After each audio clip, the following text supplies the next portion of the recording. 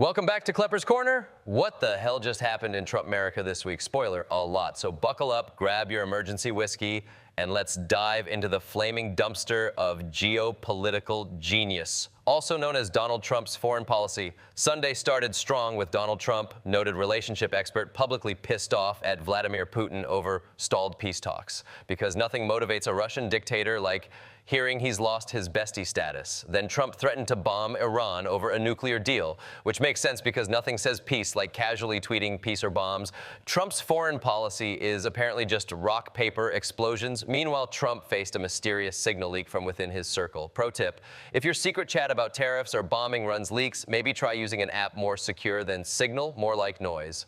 Monday was classic Trump America. Donald threatened Ukraine over minerals. That's right, rare earths. Trump literally threatening a comedian-turned-president over shiny rocks. This guy thinks diplomacy is playing Minecraft. He also casually dropped hints about running for a third term. Constitution, never heard of her. Trump clearly thinks the 22nd Amendment is just a suggestion, like don't drink bleach. By Tuesday, Trump had doubled down on tariff threats against Russia. Nothing says diplomacy like punishing Putin by making gas expensive for Americans. And then came Liberation Day, Trump's plan to liberate us from a functioning economy. Markets tanked faster than Rudy Giuliani at a press conference. On Wednesday, Trump proudly announced sweeping tariffs against basically everyone. China, the EU, Japan. It's like Oprah, but instead of cars, it's tariffs. You get a tariff and you get a tariff. America first, economy last. Naturally, the world reacted calmly. Just kidding. China planned retaliation. The EU screamed major blow, and Japan politely considered seppuku. Thursday kicked off with auto tariffs at 25%. Congrats, Trump fans. Your dream of paying Mercedes prices for a used Honda Accord is now reality. Then, the Elon Musk confusion. Despite rumors, Musk stayed on Trump's Doge team, because who better to help navigate an economic crisis than the guy famous for tweeting stock crashes? The tariffs hit, and the markets plummeted, marking their worst day since the pandemic. So, congrats, Trump. You've officially created COVID-level panic without any virus. Despite global fury, Trump doubled down, claiming the panic was short-term, promising a golden age for U.S. manufacturing. Which sounds like promising a buffet after burning down the kitchen. Finally, Congress decided to drug test Musk and Trump's inner circle. Probably wise, considering these economic strategies clearly involve substances not covered by Medicare. So that's your Trump America WTH week, where every day is April Fool's, but the joke's on us. Join us next week to find out if America survives another 7 days of winning.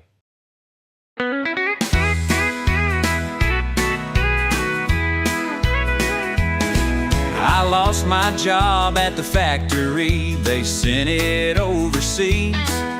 But someone said the problem is the folks with PhDs. They told me vote for billionaires, they'll fix my broken life. Now my bills are stacking higher, and I can't afford my wife. Oh, natural stupidity, it's a badge I proudly wear. Blaming everyone but me for the mess I helped prepare. Keep falling for the same old lies on the TV every night. Natural stupidity, it's my God-given right. They said the rich need tax cuts to trickle down some cash. But all I got was potholes and some expired cans of hash. The hospitals are closing, but I'm still holding strong, 'cause blaming poor folks and the immigrants is where I belong. Oh, natural stupidity, it's a virtue, don't you know? If I see a fact I don't agree with, I'll just let it go. Who needs health care? Who needs schools? Who needs a planet too? Natural stupidity tells me what to do. I'm mad about the gas prices, but I drive a truck so big. I watch cable news all day long while they dance a little jig. Why's my paycheck getting smaller? I ask with deep disdain. But instead of blaming policies, I curse the weatherman again. Oh, natural stupidity, It's the anchor of my soul.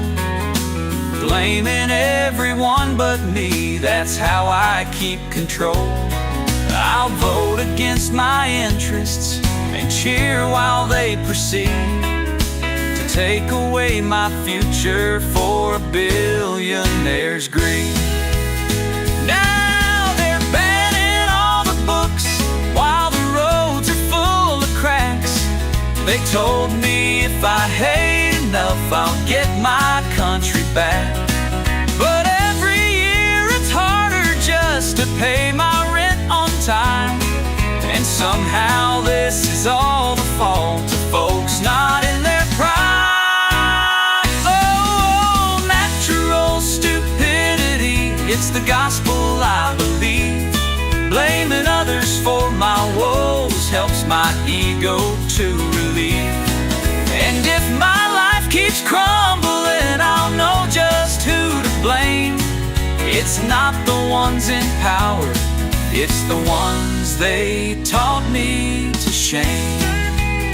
So here's to natural stupidity. We'll ride it till we're broke. It's cheaper than accountability, and it sure beats thinking, folks.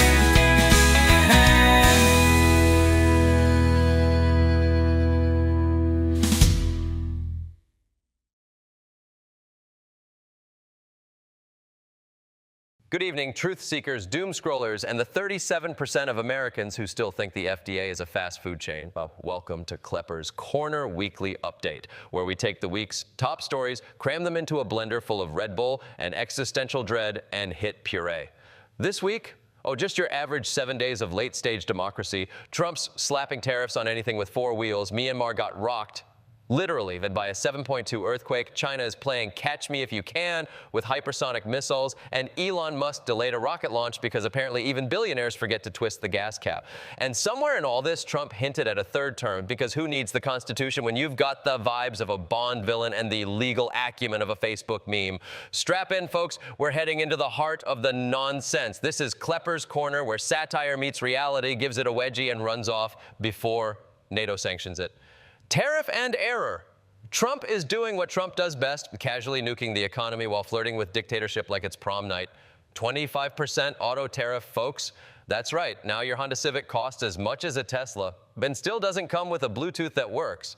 Shaken, not stabilized. 7.2 earthquake hits Myanmar, Jordan. A 7.2 earthquake in Myanmar, where the political structure is already shakier than Elon Musk's PR team, and now buildings down, power out, and the military junta's response is just, we'll get back to you. Red Dawn hypersonic remix. China tests hypersonic missile. China's new missile can supposedly travel 5 times the speed of sound, meaning it'll reach D.C. before Mitch McConnell can blink. And just like that, we're all in a real-life Tom Clancy novel, only this time, the bad guys read the manual. Gaza Groundhog Day, Israeli strikes kill 42, Rafah evacuation. Israel is doing its usual spring cleaning, by which I mean airstrikes, while also displacing another 50,000 people. It's like musical chairs, except there's no music and the chairs are all rubble. Swamp drained straight into the water supply. Trump purges over 1,200 health agency employees. You remember the CDC? You know, the people who used to keep us from dying? Well, now they've been replaced by some guy who sold ivermectin on Etsy and once tweeted, "Dr. Fauci is a lizard." Cool, cool. Midwest apocalypse bingo tornadoes tear through Midwest. 8 dead. 15 tornadoes in one storm system. I guess the Midwest finally said, you know what? I will try Florida's weather and see how it feels. Spoiler, it feels like hell. Control plus Alt plus Putin, EU sanctions, Russia over Ukraine, cyber attacks. Jordan, Russia hacked Ukraine's grid and knocked out power for 1 million people. Meanwhile, the EU is hitting back the only way it knows how. Firmly worded disappointment. Yeah, that'll show them. Space, the delayed frontier. SpaceX Starship launch delayed due to fuel valve glitch. SpaceX postponed a launch because of a glitch, but don't worry, Elon tweeted, quote, "Starship still sexier than your mom's Prius." Real leadership right there, folks. Final thought. From Trump's third-term dreams to literal earth-shaking events and Elon Musk's rocket doing its best impression of my ex's commitment issues, one thing's clear. 2025 is the year chaos looked at us and said, "You up